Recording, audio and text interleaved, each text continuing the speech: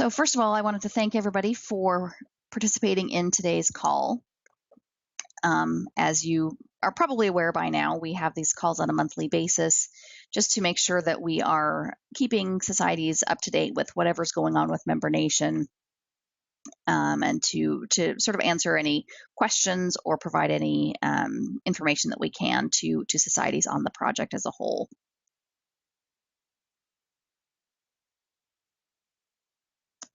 So what we're going to try to do on today's call, it's a little bit different than some that we've had in the past. First of all, I wanted to thank those of you who were in Philadelphia at the SLC and came by the booth. What we've tried to do is take a lot of the questions and feedback and things that we received there, as well as just other questions that we've received over time. And we've tried to start incorporating some of those into this particular call, as well as into our training materials. So that's, again, kind of what the main purpose of today's call is going to be. First, as part of our agenda, I'll be giving you an update on MemberNation as a whole. We usually try to do that on these calls just to give a quick update on where we're at with the project. And again, then we'll be tackling some of those frequently asked questions that we've received. So we're going to be addressing things like ticket type options, venue speaker pools. We've received questions about setting up a pool of speakers and choosing from those when setting up your event speakers or venues. How do you customize your registration page layout? And also, how do you update CE credits for those individuals who have attended your events? So again, some of this will be a bit more in depth than some of the calls we've had in the past. Going to be a bit more detailed. So if your society is already onboarded, then you can certainly start utilizing some of this information right away. If you aren't already, or for those societies who are not yet onboarded, this may just be a kind of an overview of some things that will be available for you once you do onboard into the platform, just to kind of conquer some of that learning curve ahead of time. If you have a specific question that we don't address on today's call, definitely feel free to send those questions to us at societytech@cfainstitute.org, and we can certainly address those in a future call, or we can address those in the training materials that we have on the Society Center. And again, as always, at the end, we'll talk about what kind of next steps are for MemberNation and for your training opportunities there.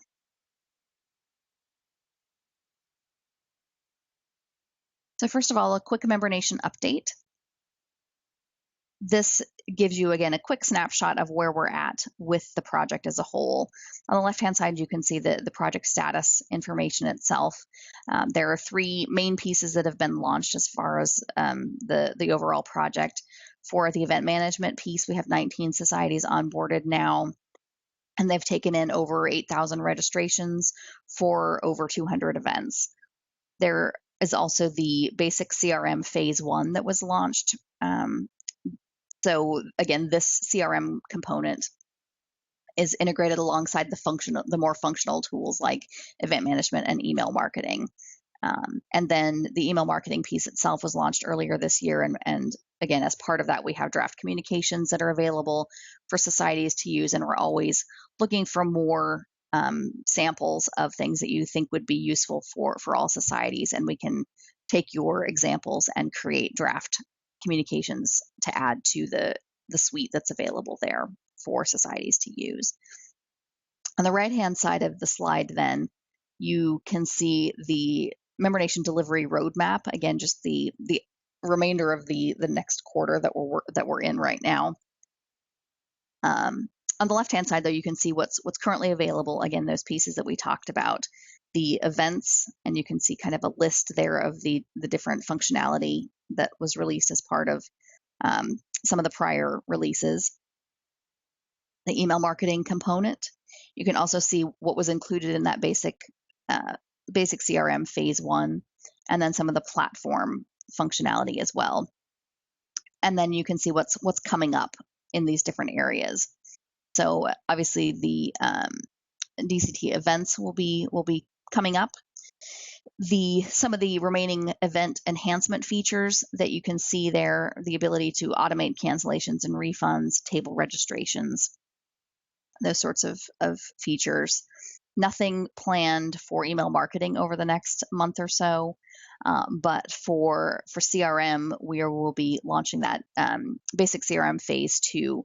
That's going to incorporate things like how you can create contact activities, assign tasks, capture your information about meetings and emails that you have sent or attended, how you can capture leads in the system, and how you can manage accounts within the system, adding new accounts, creating account activities. And then a major platform item that we'll be launching is support for the Canadian anti-spam law, or CASL. So again, those are some of the things that we're working on right now. All right, but then so let's get into the frequently asked questions that we have received. And one that we receive often and that we cover a lot in our training is the various options that you have for setting up your ticket types, because there's a lot of flexibility that is available as part of MemberNation for how you can set up your ticket types, what your options are, different types of discounts that you can make available for a variety of different purposes or reasons. So to try to help with planning how you want to set up those ticket types, I've created this sort of decision tree to help you walk through the process of deciding how you might want to set up your ticket types. So the first question that you would ask yourself when setting up your tickets is, do you offer multiple ticket prices?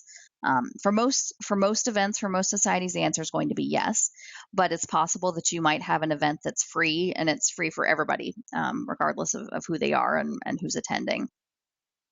So in that case, it's pretty straightforward. You would just set up a single ticket type with a single price rule.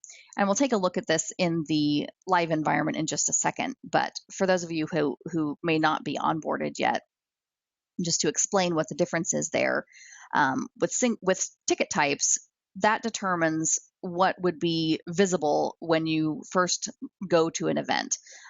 That's basically, you can determine how many ticket types are visible on the screen when someone first goes to that event.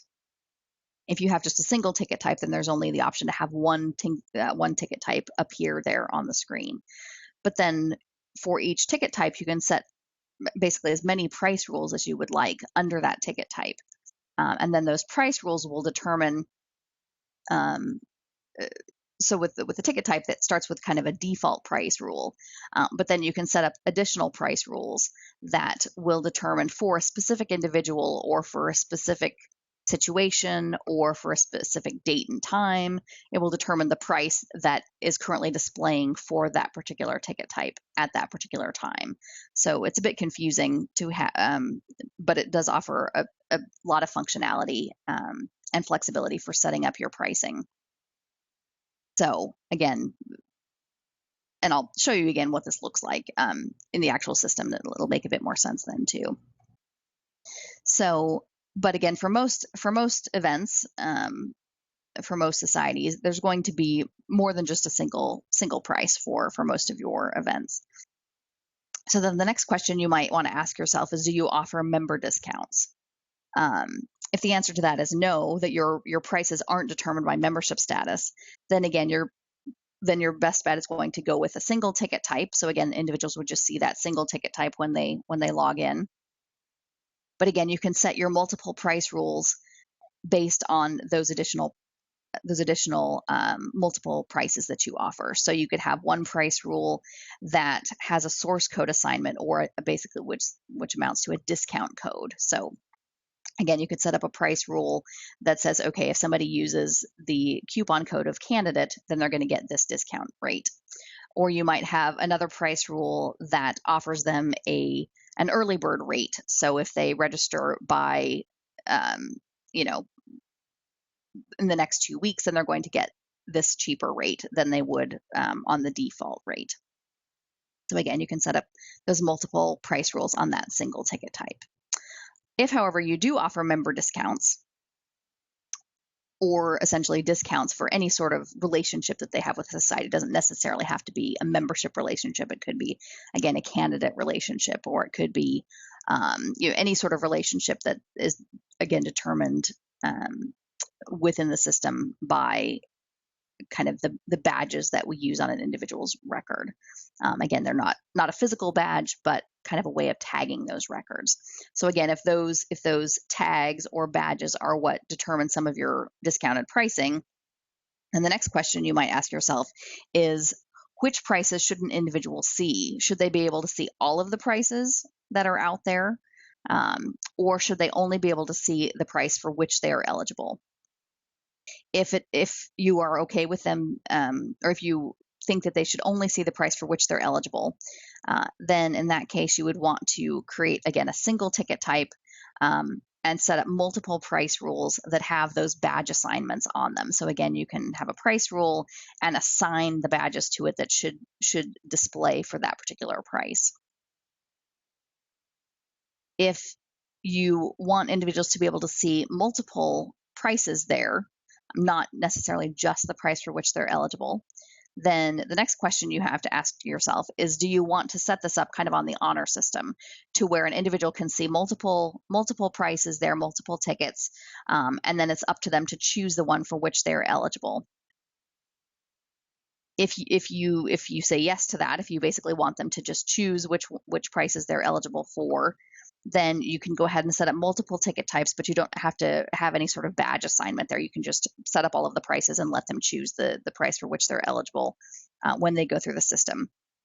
But if you do not want to use the honor system, if you want them to basically only be able to choose the prices for which they are eligible, then again, you could have multiple ticket types, but set those badge assignments on the member ticket so that they, again, are kind of required to choose the price for which they're eligible. So that is a lot of information there. So let me go ahead and show you what this kind of looks like in the actual environment, and hopefully it'll make more sense that way.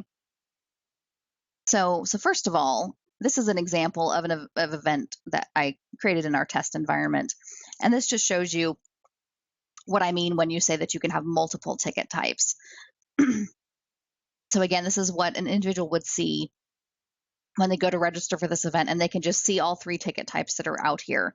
And in this particular example, I'm not logged in or anything, so it would be up to me to choose the correct ticket types for which I'm eligible or for which I'm purchasing those tickets. So if I am attending with 2 guests, I would just choose 2 guest tickets here. If I'm a member of the society that's setting up this event, then I would choose the 1 member ticket, a member of this particular society. Or if I'm a member of a different society, not this one, then I could choose that ticket there and basically progress through that way. So again, that's kind of the honor system there. Again, you would have the option to set up these tickets, not necessarily on the honor system, but set up the price rules so that those assignments are in place, and the system is looking for those badges on the person's record to offer them those discounted rates. Obviously, for a situation like that, the individual would need to log in order for the system to know that they have those badges on their record. So again, that's one thing that might help you determine whether you want to use the honor system or not, is knowing that if you're not using the honor system, then the person would definitely need to log in order to be able to see those the prices correctly.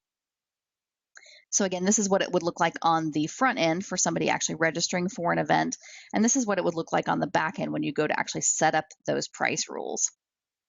You can see here, this is the Our Society member ticket that we have over here, and you can see these are the multiple price rules that are associated with it.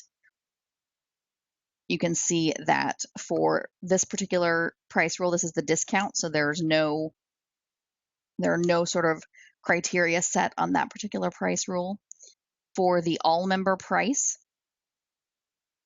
which equates to the any other society price here, you can see that for this one, we have added, basically it's looking for a member code description of CR or CN. In this case, it's looking actually for charter holders. So that's one way that you can set up your pricing, is it would look for certain attributes on the actual record of the person who's completing the transaction. And then the member price, this is the Our Society member price. It has those 2 badges on the record. So again, the individual could it would basically be looking for those badges on that person's record in this particular example. So again, that's just gives you an idea of both how you would set up the pricing and the ticket types in the system, and then how those might display in the live environment itself. So then the next question that we've gotten from a lot of societies is this question of having a speaker or venue pool. So again, when you go to set up your events in the system, you're adding any new speakers for that event that you're setting up. You're adding the venues for the event that you're setting up. And so the question that we've gotten is, when I go to set up my next event, if I use the same speakers, can I just select those speakers from a pool, since I've already added them in there in the past? The answer to that for right now is no. You don't have the ability to select your speakers from a list of speakers that you've created in the past, but we've definitely submitted that as a feedback item for a future enhancement. And what we've come up with is kind of a current solution to help alleviate some of that duplication of effort in the meantime. The new system, or the new releases that we brought out at the end of April, include this ability to clone an event. Excuse me. So when you're cloning an event, you have the ability to to basically bring over all of the components of an earlier event that you set up. Obviously, if you're cloning an event and everything is the same, all of the same venues, all of the same speakers, that's very straightforward, and you can just easily clone that event and move on and not have to make any additional changes there. But we've had societies who've said, well, I'm for this particular event, the speakers might be the same as an event that I held last month, but it's in a different venue, or the other way around. All of our events are in the same venue, but the speakers, this may be the same speaker we had 2 months ago, but not last month. So a solution that we've come up with as kind of a temporary solution is to work with one kind of master event in the system. So when you go to set up your events, you can always add all of the speakers to that kind of master event in the system, or add your venues. So every time you bring on a new speaker that you've not worked with before, you can add them to that kind of master event. Same thing with venues. If you have a venue that you're using for the first time, but you'll probably be using it going forward, you can add it to that master event. And then you can always use that master event as the one that you clone from. So when you go to clone from that master event, it's going to go ahead and bring over all of those speakers that you've ever added to that master event. Same thing with the venues. It'll bring over all of those venues. And then in the system, you can go ahead and just either once you've cloned that event, you can then go in for that specific event that you're now working with. You can always go in and delete the venues that you're not using, or just deactivate them within the system. So again, that's kind of a temporary solution until we're able to address this feedback item. And as we get more information on when that feedback item might be addressed, then we'll be sure to release that information out to you.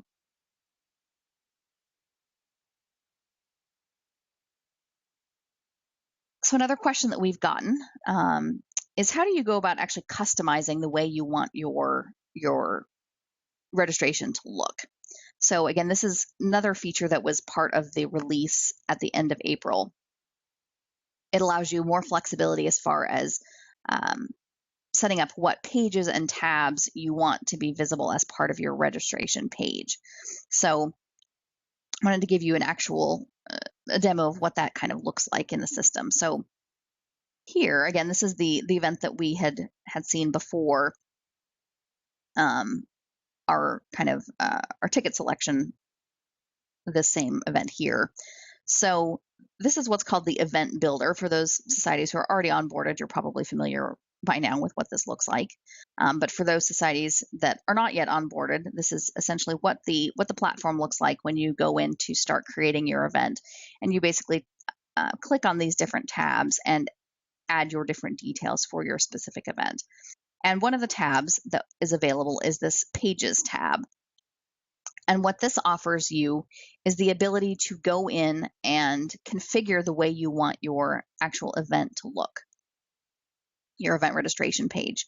So, and you can see that you have the option to set up a configuration of pages for two different statuses. You can actually have one set of pages for when your event is actually active, when individuals are going in there, looking at the registration information and actually registering for your event. And you can also set up a different configuration of pages once your event is closed.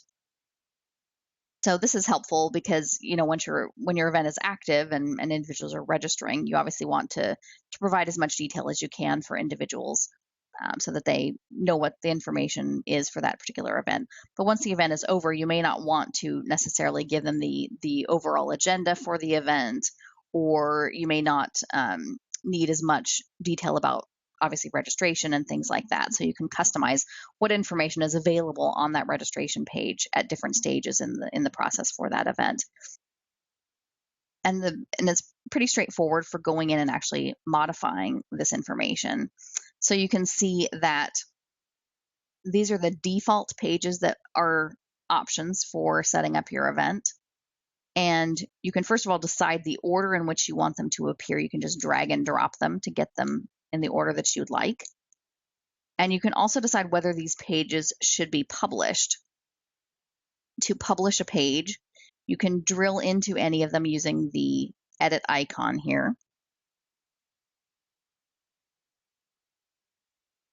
And then this allows you to drag and drop the various components that are available as part of your event. Drag and drop them over to the right-hand side.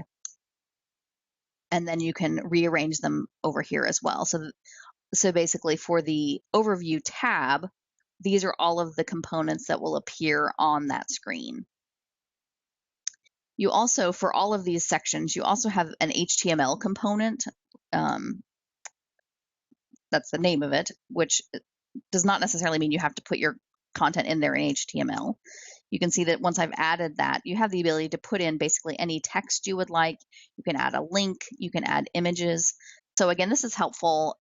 An example would be if after your event is over, you have your speaker presentations that you would like to provide to attendees, or to or just to add on that registration page. You can always add a link to those here for individuals to be able to access after the event is over. Again, all of those, you can basically add all of those details. And so what this will allow you to do is, depending on your particular event and how you would like it to be set up, as with this example, we've got two different tabs displaying. So that's certainly an option to have multiple tabs with different information showing on each tab. Or for some events, you may choose to have just one single tab, the overview tab, for example, and put all of the contents of your event registration on that one tab. And if we go over here, you can see the kind of preview of what this would look like. Here's the event overview tab. This would be an example if I had decided to put all of my content on this single tab. So you can see the venue, you can see the speaker information, you could see the overview details, or you could have an overview tab. You could also have an agenda tab. You could have a separate speaker tab, a sponsor tab, etc. So it's just up to you how you want to set up and configure those tabs and the content that you want to be on those tabs.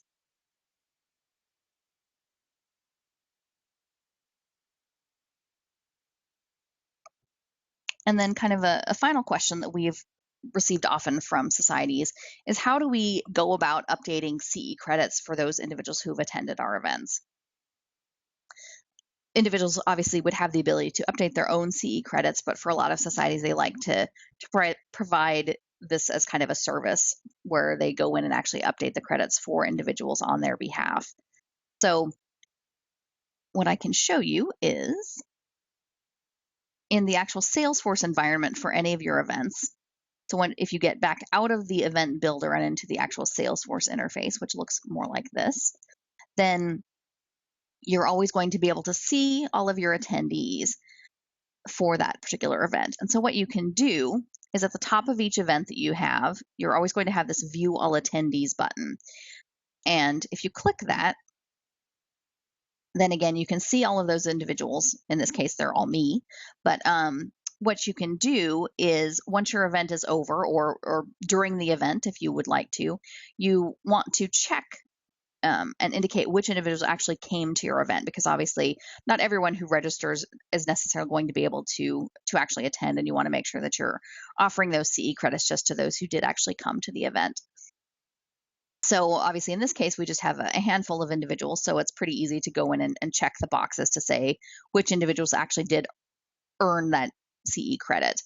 If, however, you have a large event, if you had a list of 50 or 100 or more names here, then it's going to be not as easy to go in and click each box there. So what you can do in that case is you can actually check multiple boxes at once. And the way that you can do that from this interface here is if you, on the left-hand side here, if you check this box at the top, that's going to go ahead and check all of the boxes down below.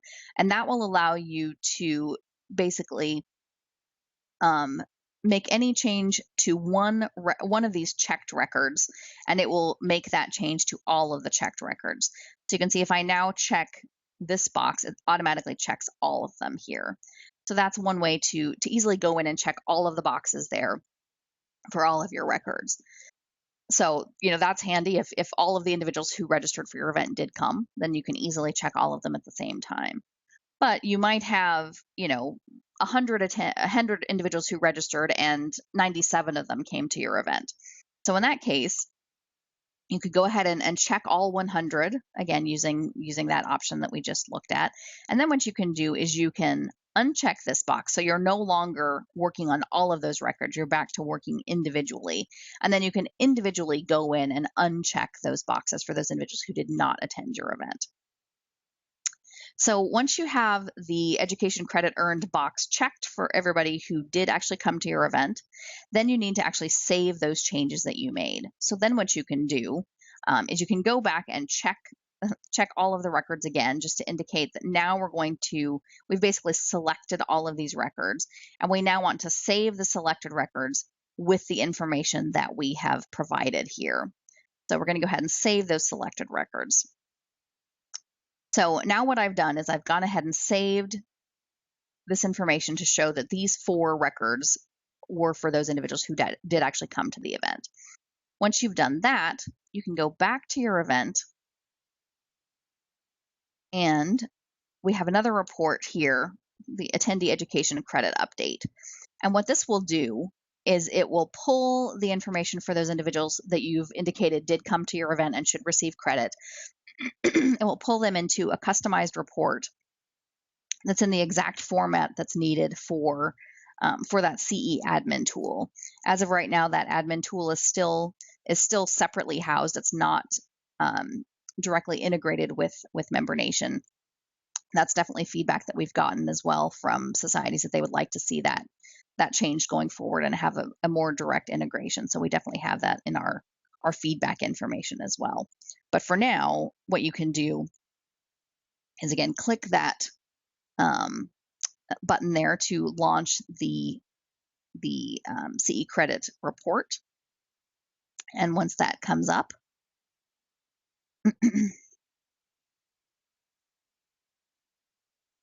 you can see that it's pulled in the details for this particular event. It's pulled in the name, the location. For this particular event, obviously you would have input the CE credits or SER credits that particular event was eligible for. And the only thing that you really need to do here is input your email address, so that you can receive updates about the submission of this information. And then down below, you can see it's pulled in those 4 records for those 4 individuals, or me 4 times, that I indicated did attend this particular event and should receive credit. Obviously, in this particular example, since I'm not a member, it's not bringing over my member number. So, but for those individuals who are actually members of CFA Institute, it will bring over their member number, and then you'll know to go ahead and keep those there. If you actually have individuals who are not members, you don't, since there's nothing for you to update for them, since since the CE tool only tracks CE credits for those individuals who are actually members, you could remove any individuals who are not members of CFA Institute who don't have the member number showing up there. But other than that, there's nothing that you need to do. You can see that you only have to manually add in the number of credits here if it's going to be different from the credits that are here. So for example, you might need to do this if someone came to just the first half of an all-day event, for example, and in that case, they would only be getting half of the credit. So you would want to manually put in the number of credits that particular individual should receive. Otherwise, if they're receiving the full credit, then you can just leave this section blank, and it will automatically know to give them that full credit. So what you can do then is you would just save this Excel spreadsheet, and you would upload this into the CE admin tool. And there are the Society Center has information about this and a link to where that tool is if you're not familiar with exactly where that's housed. So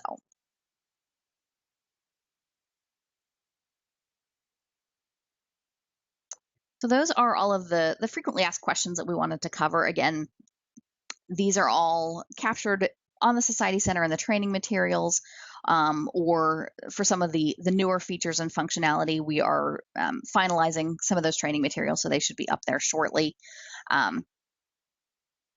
But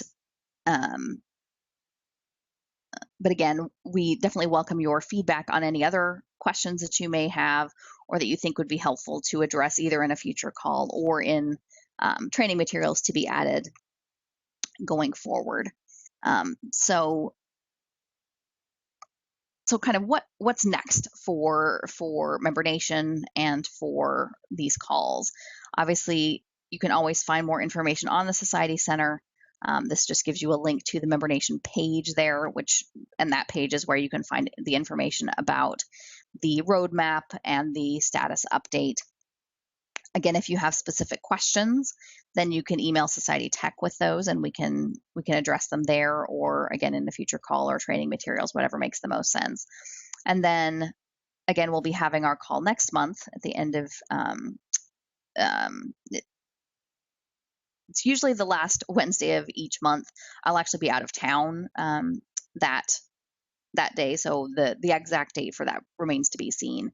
But what we're hoping to cover on that call is basic CRM part 2, so some of that information about creating accounts in the system and tracking things like emails and stuff like that. So all right, so the way that we usually handle questions for these calls, if you haven't been on one of these before, is we usually try to take questions using the chat feature in the BlueJeans interface there, just because of the number of individuals. It can be a bit difficult to manage questions otherwise. So if anybody has any questions and would like to send them through on the chat feature, then I will be happy to take a look at those. Or if not, then I thank you for participating today and look forward to talking to you next month.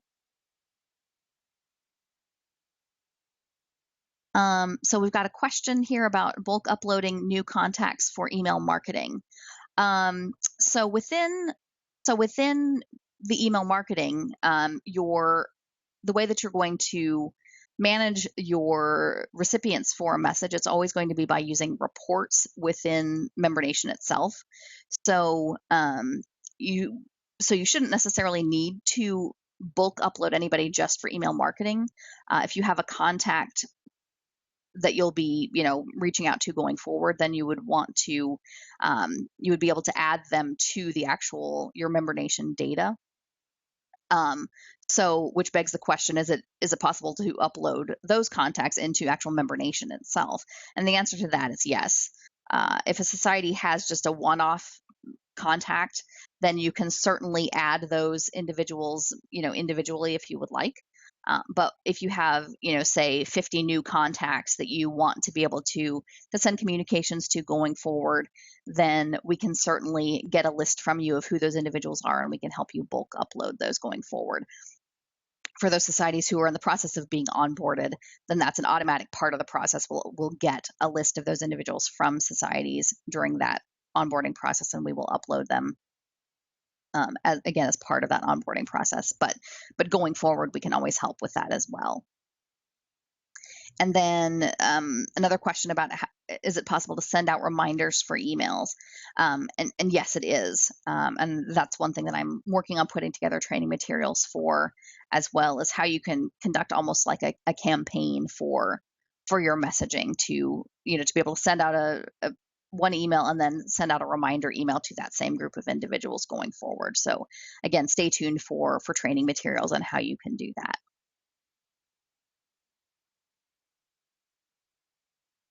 Is there a way to add a subscribe link for people to join your MemberNation contact list?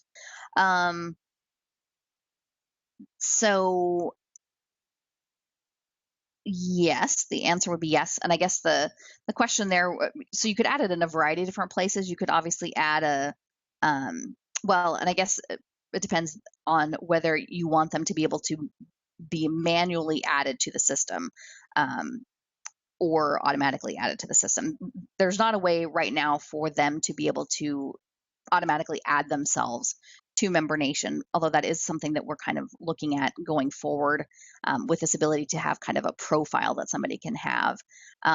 But a more manual method, you could certainly have an individual be able to basically just create information, fill out a form, so that they could then basically send you the information that they want to be added, and then you could manually take that information and add it to MemberNation. Obviously, not quite as easy as if they were automatically able to add themselves to the system. But again, there are obviously some issues that we would need to iron out with something like that. Issues of data consistency and things like that. But I can certainly take some of these questions and again put together some training materials and feedback on how these might be, detailed steps on how we might do some of these things. And then, is there a limit to the number of non-member contacts we can upload and house in the system?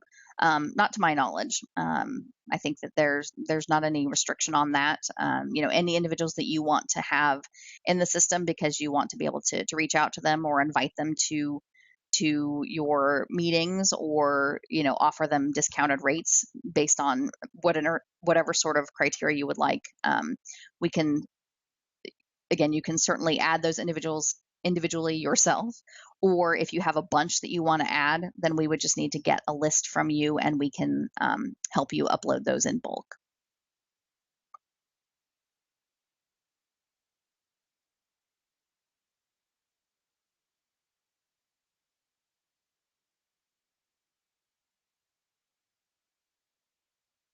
And got some feedback that the enhancements are great, so we appreciate that. That's what we like to hear. So again, we will be putting together these so sort of these frequently asked questions and any other frequently asked questions that we receive from you into the training material on the Society Center, depending on what the questions are. If it's something that makes sense to have kind of a quick demo, then we'll be putting together some quick little videos to show you how to actually make some of these changes in the system and things like that. But again, keep the questions coming, keep the feedback coming. That's how we're able to make these enhancements, is by knowing what works best for societies and what information is helpful to have out there. So if there are no other questions at this point, then we definitely encourage you to reach out to us with any feedback that you may have, or if you have any questions that come up after we've left the call. And otherwise, we look forward to talking to you next month.